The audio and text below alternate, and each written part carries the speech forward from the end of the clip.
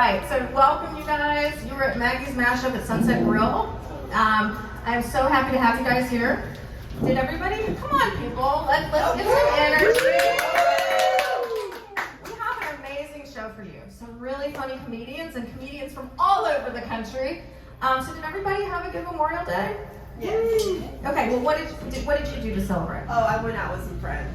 Out or in? Like barbecue or out? Oh, well, we went to a bar. Ooh, that's fun. That's fun. Was it day drinking or night drinking? It was night drinking. Okay, all right. Day I was just chilling. Yeah, because that day drinking thing is kind of risky, right? You know. You'll be out by like 7 o'clock. Yeah, it kind of kills the night thing. What about you? Did you have a fun day? I worked. Oh, okay, well that happens. Yeah. That happens. But at least you were making money while she was spending money, right? Right. So I guess you need to buy her a drink tonight, right? Right. Yeah, I hooked you up, right? There we go. Thank you. Okay, gotta get the audience on your side early. So like I said, I'm Maggie Hyde. I'm your host tonight. This is Maggie's Mashup, where I try to bring comedians from all walks of life and all over the country to have their voice heard by you people who are and you're gonna laugh, right? We're gonna laugh a lot because they're gonna be funny. You're not gonna let me down, you guys, right? So a little bit about me, since most of you don't know me. I'm a single mom. Yeah. Yeah. Oh, definitely. I'm brave too. And what's hard about being a parent, you guys, is you have to pretend to enjoy all those things your kids enjoy. Like kids' birthday parties, play dates, their father.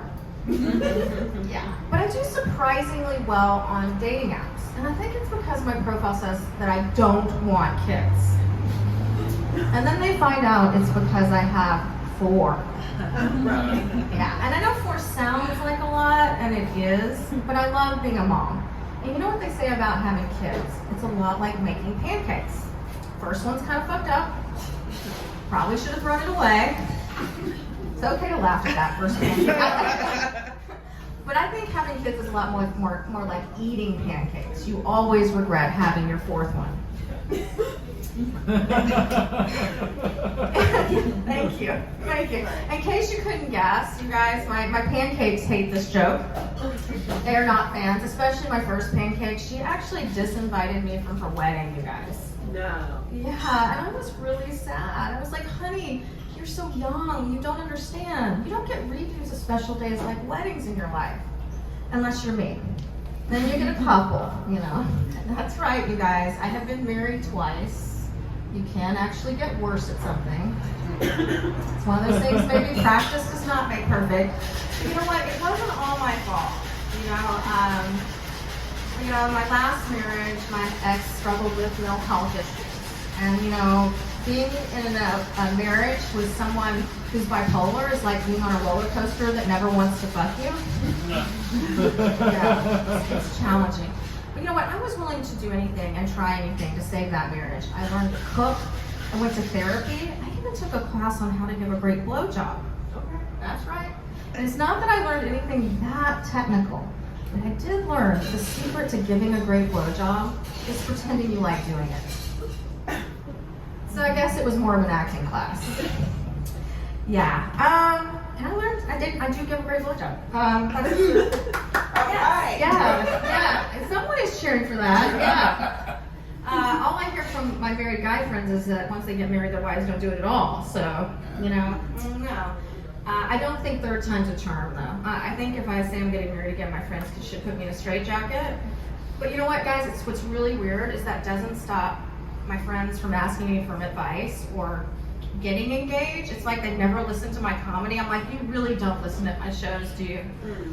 So one of my girlfriends, who's like my partner in crime, who helps me do this show, Amanda Michelle, is on her way to Hawaii to get married, right? And she asked me for advice when she was engaged. I was like, you know what? My best advice to you is don't have a big wedding. Don't spend all that money. Save that money for a great trip, a great house, a divorce. Yeah. She did not think that was funny, still doesn't think it's funny, but she crazily asked me to marry them again when they come back. I'm like, wow, I don't know about that, but maybe like 3rd time's a charm if I'm doing it for someone else. So let's all give Amanda Michelle a round of applause and say congratulations and mazel tov and spirit to her. She's getting married in Hawaii. It's going to be beautiful. Better her than me. Yeah. You know what? I'm a little, happy that it seems like we're at the end of this pandemic thing. Is anybody else happy? Like, I don't know what to do with my mask collection, but I am happy. And guys, it was hard, or as a parent, as a teacher, you'll know this. I was stuck with an ADHD 11-year-old who, the first day of the lockdown, had already done 3,000 cartwheels. Right? It was rough, and it was rough all around. I mean, we used to sit down at the table and say grace, and now we just say fuck it. Yeah, and my youngest, the cartwheeler, she really craves structures and rules. And early in, she came up to me and she told me that she wanted me to have a swear jar. And I was like, I'll pay you $20 to shut the fuck up about the swear jar. And she was like, how about 80? I was like, I have taught you some fucking things, right? And my my oldest was also hard. Where's my brain? I don't know today. Maybe it's Memorial Day fog. My older kids, it was hard too. Like my 19-year-old son, I used to be like, when are you gonna stop smoking weed? And now I'm like, when are you gonna come home with weed? Yeah. I told that joke recently at Flappers at a 420 show where they had not booked any weed comedians. So the host kept saying to every comedian, do you smoke weed? And we were all like, no. So I was kind of later in the show and I was like, okay, that's my one weed joke. And then I remembered that the same son, my 19-year-old, last Mother's Day, he gave me a joint. He was like, it is my dream to smoke weed with you. And I was like, that's great, because it's my nightmare to be sober. Yeah. I still didn't smoke weed with him though, you guys. I went in the closet. I do have some boundaries, It's weird that way, People think like you should never do any of that stuff with your kids, and I have older kids now, and every kid's different. Like I can do mushrooms with my 24-year-old son and his girlfriend, and I would never do that with my daughter. I mean, she's 11. But I have to confess to something. I live here in LA. Will any of you guys confess with me to being just a little bit new agey? A little bit? Do yoga, have some candles, something. I know everyone here, we dabble a little bit. And I'm guilty. I every month make a list of all the things I want to forgive myself for. And this month, it was just so long. I just wrote, I forgive myself for not finishing this list. Yeah. But you know what? I'm new agey, but I'm also practical. So like I have, crystals for my anxiety, and I take Xanax. And I had my house feng shui just in case it works, and I take Xanax. So you gotta cover all the bases, right? And when you're dating in this town, especially if you're a little new agey, but even if you're not, you are bound to come across a bunch of snags. And by snags, I mean super new age guys. These are those guys in your yoga class with like the man bun and the Om tattoo, right? The best thing about dating them is borrowing their jewelry. And I hear they're fun to cry and masturbate with. Lizzie, any insight there? No, no snags in your life? No snags, just drags. Just drags? Yeah. Okay. Queens. All right. You can tell me about dating those later during your set. That must be really entertaining. So there was there was a silver lining to the pandemic for me. I didn't have to lie to my youngest about why I didn't want to take her to Disneyland anymore. If you're a parent in Southern California and you can afford to go and you don't want to, you're kind of like the Grinch, right? It's like a spiritual journey for kids. That's why I used to tell her that the park was in Massachusetts.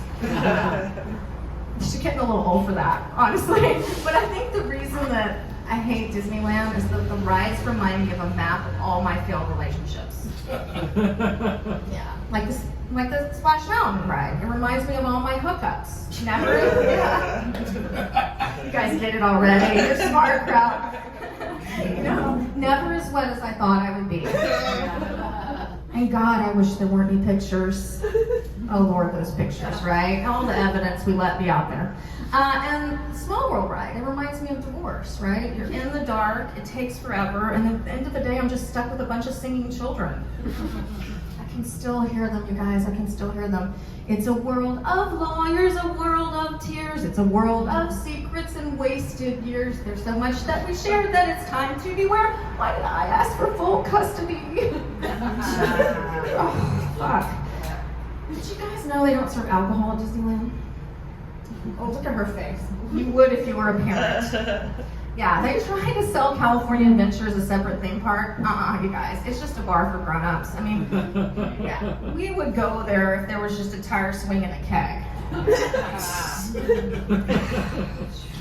You know what? Thank you very much. This part of my set was sponsored by Knott's Berry Farm. Yeah. They have booze because they only have Snoopy. Right? You got to work with what you got. Gosh, where should I go from here? A lot of comedians here tonight. Shout out to all of you because, you know, it's brave. Right? I sort of feel like, you know, doing stand-up is kind of like emotional skydiving, right? Without a parachute. It's the only thing you do when you tell everyone you know and they're like, oh my God, you're so brave. When they're really mean, that's like AKA you're so crazy and they're just trying to be nice. And they might be right, you know, but I actually think that stand-up is better than therapy, right? More affordable, right? I don't know. It feels that way a lot of times. So, you know, we're all grateful that you're here, our audience. Please play to the audience. We're very happy they're here. So I'll leave you guys with this. There was one other silver lining to the pandemic for me. I decided it could be an excuse to give up on dating and dating apps because I really didn't want to worry about COVID and herpes at the same time. A lot. But I think the real reason that I hate dating apps is that they have turned people into the equivalent of fast food. They're not good for you, but they're hot and available right now. Like this one guy I dated, and he was just like Chick-fil-A, warm, delicious, but my gay friends were not having it. And this other guy, he was just like Subway, a foot long, but kind of weird with my kid. Yeah, Jared is awesome, you guys. And the last guy, I mean, he was truly a happy meal. He left a smile on my face, but the toy was the best part. Yeah, the girls know about those toys. Thank you guys very much. I'm Maggie Hyde, your host.